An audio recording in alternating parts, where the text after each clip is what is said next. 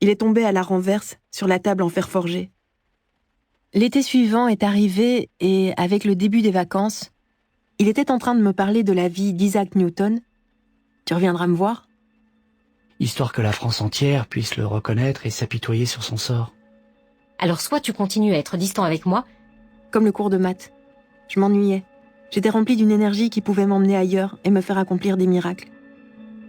Gabriel avait répondu. Je suis prête à tout pour y arriver. Pour que son supplice se prolonge bien au-delà de cette nuit. Il arrivait en hurlant « Et alors ?» Les touristes dans les années 90.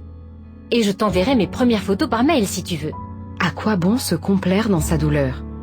Putain, tu sais pas qui c'est Marie Curie? A tracé des formes dans le sable avec un bâton. Mais si la photographie m'a appris une chose... La journée avait été parfaite.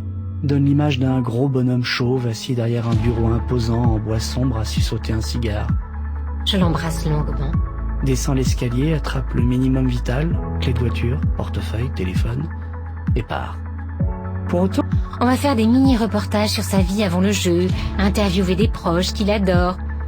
Un autre pour la géométrie, un troisième pour les tables de multiplication et un dernier pour les exercices.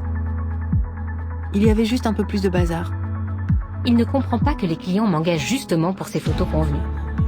Ensuite, je sens qu'une fois de plus, la conversation va se transformer en une liste de reproches. Je n'appelle jamais, j'ai été m'exiler à l'autre bout de la France sans raison, je refuse d'écouter ses conseils, etc.